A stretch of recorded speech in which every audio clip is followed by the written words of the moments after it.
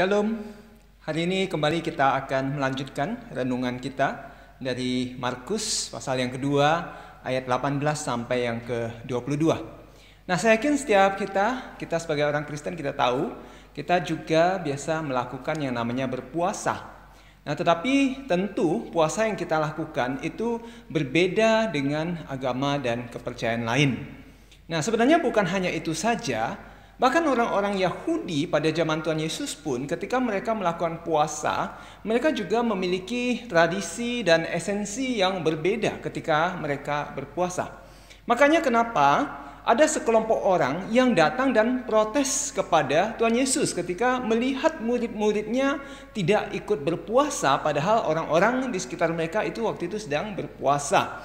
Nah, mereka berkata begini, mengapa murid-murid Yohanes dan murid-murid orang Farisi berpuasa sementara murid-muridmu tidak? Nah, di perjanjian lama kita akan menemukan paling tidak itu ada dua alasan mengapa orang-orang berpuasa pada waktu itu. Yang pertama adalah ketika mereka sedang berduka cita. Nah, ketika berduka cita, mereka meletakkan abu di atas kepalanya dan mereka pun berpuasa. Dan yang kedua adalah ketika mereka menyesali sebuah perbuatan mereka dan mereka bertobat. Nah, maka dari itu jawaban yang Tuhan Yesus berikan kepada mereka itu berkaitan erat sekali dengan dua hal ini.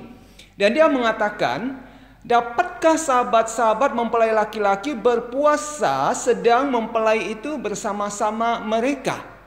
Selama mempelai itu bersama mereka, mereka tidak dapat berpuasa. Tapi waktunya akan datang, mempelai itu diambil dari mereka. Dan pada waktu itulah mereka akan berpuasa.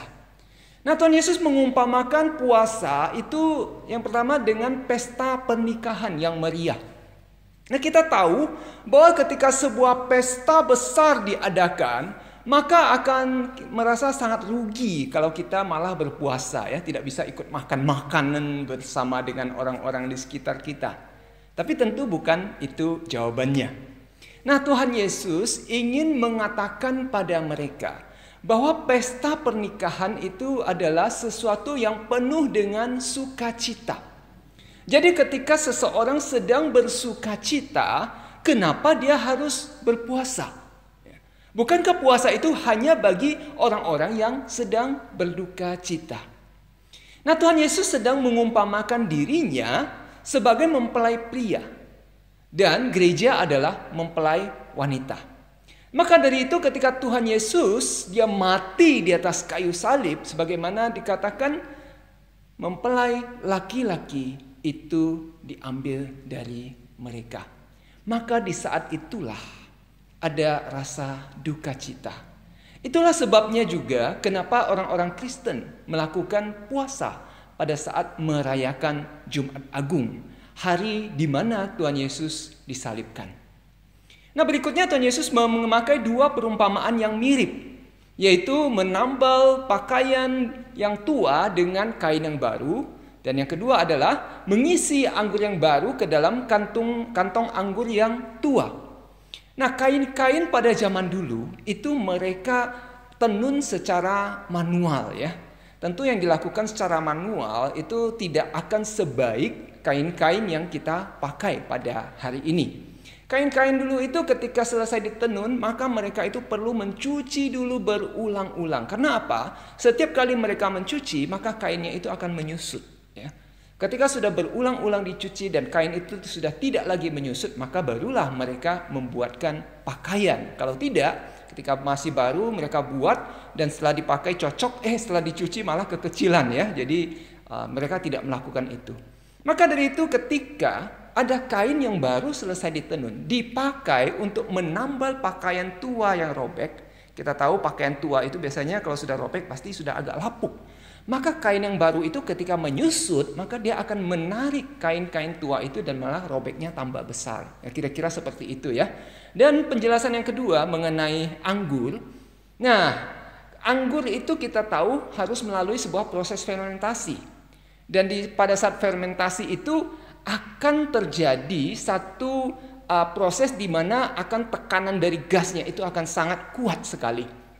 Maka dari itu, ketika proses fermentasi kalau dilakukan dengan sebuah kantung yang tua, maka ketika tekanan itu begitu kuat, kantong tua itu pasti akan robek.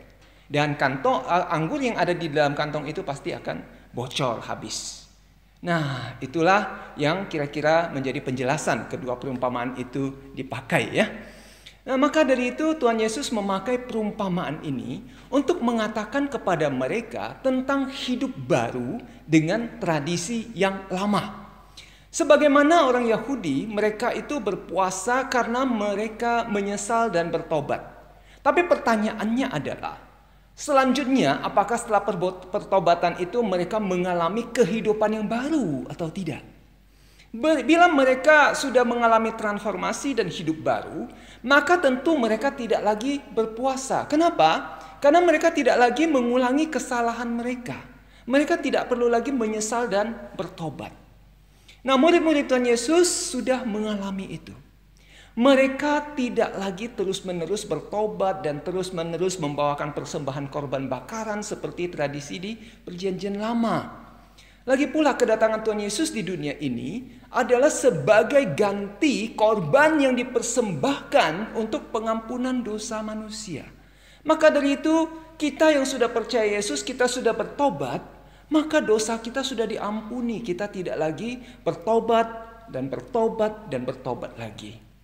Maka dari itu, sebagai orang-orang yang sudah hidup baru, mari kita juga tidak lagi melakukan kesalahan-kesalahan lama kita. Kita sudah diampuni, kita sudah mendapatkan hidup yang baru. Dan kebiasaan-kebiasaan lama kita yang membawa kita ke dalam dosa, mari kita tinggalkan jauh-jauh. Karena itu akan membuat hidup kita kembali kepada yang lama. Dan marilah kita juga memulai dengan menjalani hidup yang baru ini. Dengan tidak lagi melakukan kebiasaan-kebiasaan lama, tapi kita mengganti dengan kebiasaan-kebiasaan baru yang akan membawa berkat bagi banyak orang. Dan juga yang memuliakan nama Tuhan.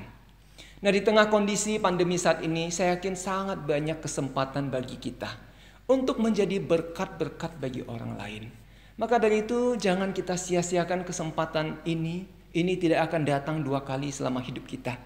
Kita ada orang-orang yang sudah diubahkan dan orang-orang yang sudah mengalami kehidupan yang baru. Mari kita juga menghidupi keselamatan yang sudah kita terima dari Tuhan ini. Dan kiranya Tuhan terus memberkati dan menyertai kita sekalian. Amin.